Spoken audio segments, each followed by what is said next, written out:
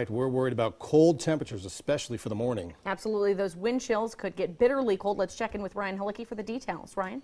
Well, and guys, tonight isn't the only night we're looking for that either. Temperatures will be bitter cold tomorrow morning and also Friday morning as well. That's one of the top things I am tracking for you here tonight, these frigid temperatures that we are looking at across the area. In addition to that, watching a little bit of snow for tomorrow morning, and also I'm watching a weekend storm. So let's start with these cold temperatures. We have a wind chill advisory in effect for Trumbull, Mercer, Mahoning, Lawrence County. Columbiana County was in that earlier today if you caught us during First News at 6. However, that has been canceled for Columbiana County, but still those temperatures will be cold, and those wind chill values, they will dip below zero, potential to go as cold as 15 below at times during some of the gustier periods. Now, temperature currently is sitting at 12 degrees with a dew point at 1. We're seeing a south-southwest wind at 6 miles per hour, so that will, of course, bring those numbers down in terms of how it feels out there.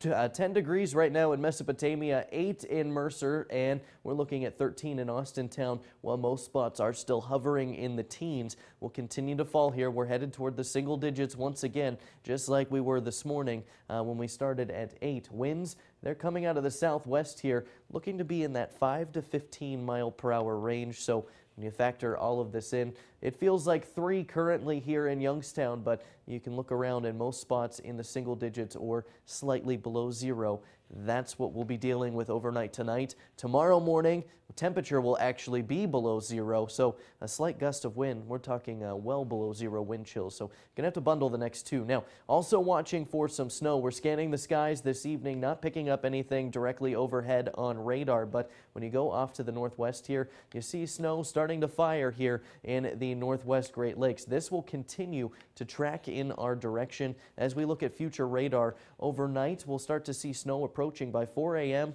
It's on our doorstep. By 6 a.m., scattered snow developing across the area. Take a look at that darker blue shade you see here. Could have a little bit of heavier snow at times, especially in the northern parts of the area. Get a little bit of that lake enhancement here.